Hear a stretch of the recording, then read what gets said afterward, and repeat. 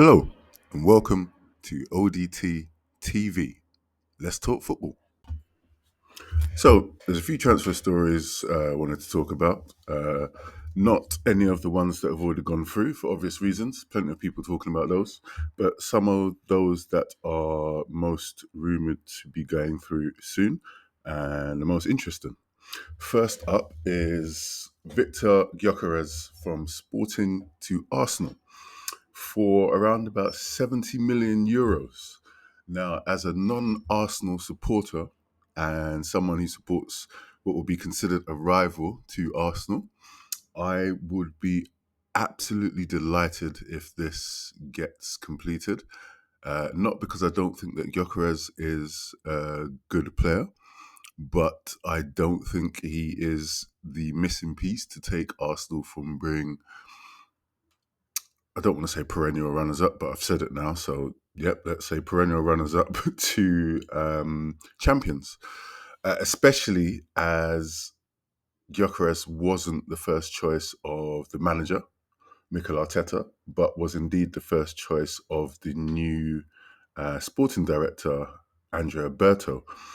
And the fact that he is getting his wish over Sesko from Leipzig, who I think is, although he's younger, Sesko's 22, Gyökeres is 27.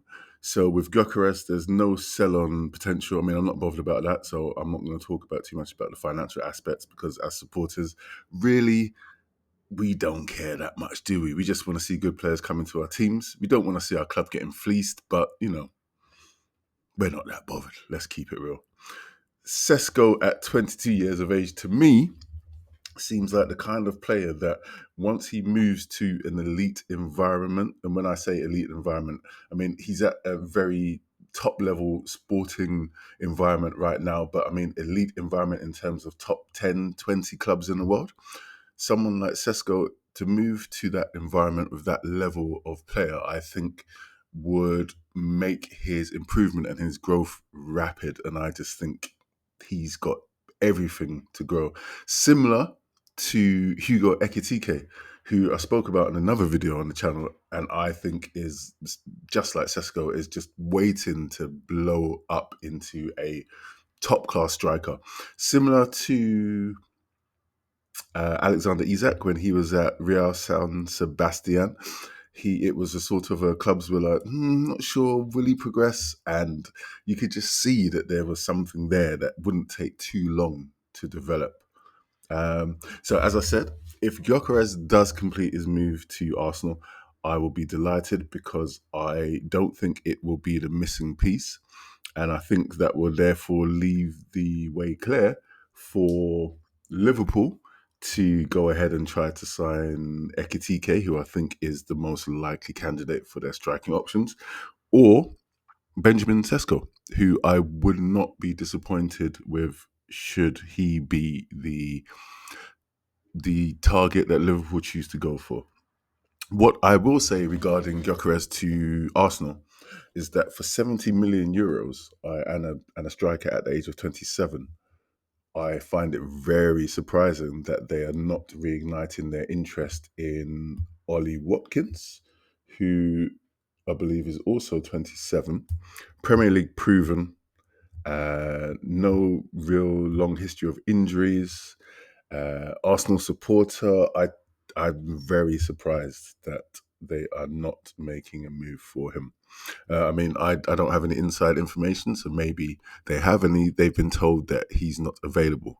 But I find it hard to believe, seeing as Aston Villa were definitely willing to sell him in the winter window, and so yeah, I think Arsenal will be better off going for Ollie Watkins. But there you go. The other elephant in the room with regards to strikers to the big teams is Victor Osimhen. Now, I just think that there's definitely got to be something unpalatable with regards to his, how can I put this in a nice way, in the way in which he integrates with teammates, because I haven't heard that he's asking for ridiculous wages of, three, four, five, £600,000 a week. But for someone who for so long has been much vaunted as a top level striker, why is no team in any of Europe's big leagues looking to sign him? Someone who's currently playing in Turkey and would be available for a decent fee. I think it can only be, as I said, problems in terms of integration with other squad members, which is a shame because he's talented. But there you go. So yeah, let's see. Hopefully, Gyökeres to Arsenal gets done this week. Another striker looking to move is Calvert-Lewin, who's come to the end of his contract with Everton and is rumoured to be interested in Manchester United. Now, when I first heard this, I burst out laughing, primarily because, it's Manchester United. We're used to buying all the very best. And I just thought, Calvert-Lewin, Manchester United, oh, how the mighty have fallen. And then I had a moment thinking, Premier League proven in the sense of if he manages to stay fit, you know what you're getting from him. Wages won't be a problem. And playing for Manchester United is definitely a step up for him. So he will have lots of drive and desire to prove lots of people wrong, like myself, who don't think when it comes to the very top level that he is good enough, I'll be honest.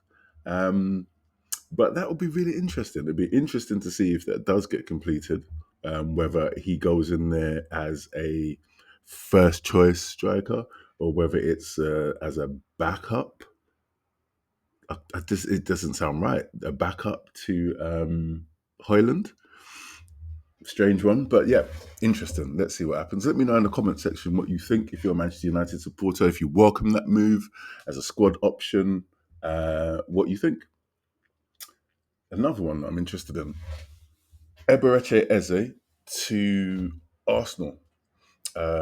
He's been spoken to, or his camp have been spoken to, and personal terms have been agreed.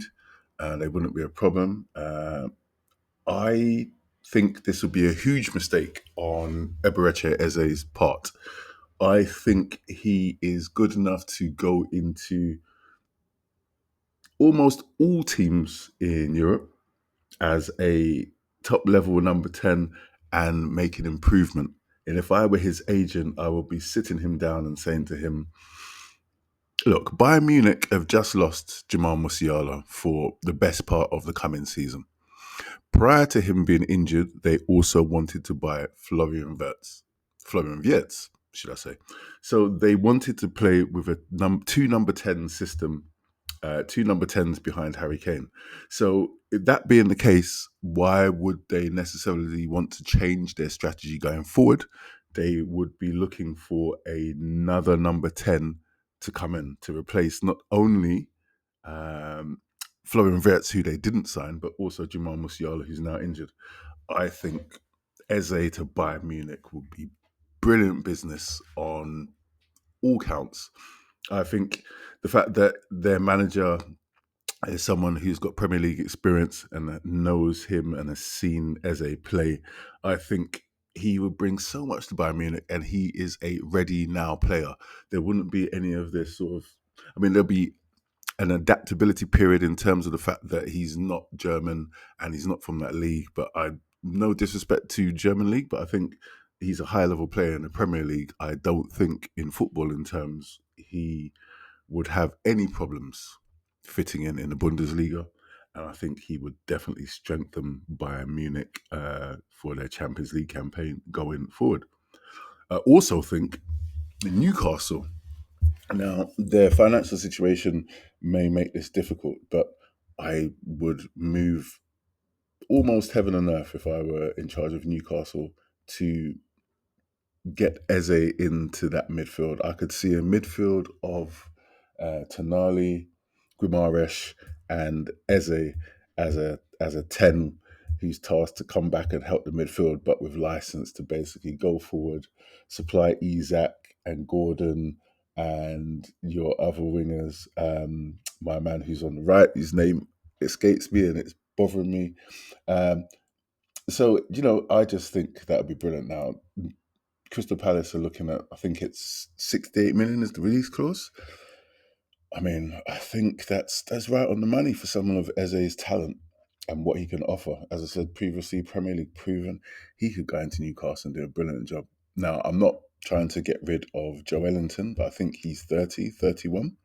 And I definitely think in terms of technical ability and, making a step up for Newcastle to improve the first 11, I definitely think that Eze would be an improvement and someone who could dovetail beautifully with those other two midfielders that I mentioned, who offer so much more security for the Newcastle backline, and then with a label Eze to go ahead and attack. I think that'd be great. Really interested to see where he goes. I hope he goes to a team where he is made the sort of the focal point, one of the mainstays of the team, and gets to play all the time as a number 10. The other one that's of interest to me really is Mohamed Kudus to Spurs. Just, I'm not sure where is he going to play. Mohamed Kudus to me, it just seems like I don't know. Is he a winger? Is he an attacking midfielder? He's both of those things, but I just think his output is not at the level that I think would make sense for Spurs to be shelling out what would probably be around 60 to 70 million. That's definitely too much for someone who I don't think has fully excelled in the Premier League. So it'd be interesting. I'm not sure if there are any other clubs in for him. I saw a few lines in the press a few days ago stating that Kudus was willing to accept a lower wage if Liverpool were happy to sign him. I don't think that's going to happen. I don't see where it fit into Liverpool. I don't think he is a true winger. He's sort of an in-between winger, a 7 and a 10. That's all these numbers, but a midfielder and a winger. And I think he needs to find a defined position for West Ham and excel before rumours of moving to another club really make any sense, especially one higher up the table. Another one that's of interest, the wingers. Noni Madueke to Arsenal. I think that's actually a good move in terms of squad depth for Arsenal and competition more so for Gabriel Martinelli, less so for Saka, because as we know, Saka is the starting winger on the right for Arsenal, and it's not much chance you're going to get someone better than him without breaking the bank. So I think Madueke is definitely an option to challenge Martinelli, but is he an improvement? He's got room to grow. It all depends on the price, whether that is deemed a good signing or not, or a good deal. I think anywhere 50 million and below is reasonable. But I mean, the litmus test for all of these transfers, I think to myself, would I be happy if he was signed for my club? My club's Liverpool, as you can tell from my accent, and mm, I'll be a bit underwhelmed, to be honest. I would rather have Malik Fofana or an exciting young winger. And I think part of the problem is that I've seen him playing for Chelsea. Um, yeah, I'm still unsure about Madueke if he is good enough. But as a squad option, it's definitely interesting. Interesting to see how that one progresses, and if it does, what sort of fee is commanded by Madueke for that one. The other winger of interest is Anthony Elanga to Newcastle, which seems to be picking up pace. I actually think that is a fantastic move. He's 23 years old, 2-footed, dynamic. Definitely think he's got room to grow, and I think under a structured, intelligent manager like Eddie Howe and his coaching staff, I definitely think Anthony Langa has room to improve. Definitely will add more depth to the Newcastle wing options, and he could very, very well break into the first team on the right wing. So there are definitely options there for Jacob Murphy, whose name I was struggling to remember all this time. A few winger options. The other one, Marcus Rashford to Barcelona. Again, that's a weird one in Barcelona's terms. For Marcus Rashford, I can understand the appeal of wanting to go and play at a Barcelona. I mean, I would want to go and play for Barcelona as well. But on the wages that he's on, he's obviously going to have to reduce his demands in order for Barcelona to look at him. Although they're still making overtures towards Luis Diaz, but they have absolutely no chance of getting him. They don't have money to pay for Nico Williams. They certainly don't have money to bargain with Liverpool and their negotiation team. It's not happening, is it? So Rashford to Barcelona might happen late in the transfer window when Man United get really desperate that they need to offload these players and no one has offered them the required money. There might be a deal to be done there in terms of Man United subsidising Rashford's wages and Barcelona picking him up on loan, possibly with an option to buy. So we'll see. The final one is Orkun Koku. I'd only seen fleeting videos of this midfielder, but by all accounts, he looks like an excellent player. Wanted by Liverpool to possibly play in the holding midfield role.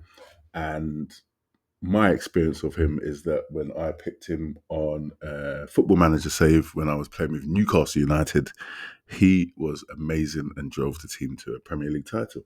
So really, I think that's all the evidence you need to know that he will be a good signing for Liverpool. But anyway, interested in those, see if they come off. And I'm very interested to know about any other transfers that are happening or rumoured that you're interested in and which transfers you would like for your club going forward. Thanks for listening and speak to you again soon. Take care.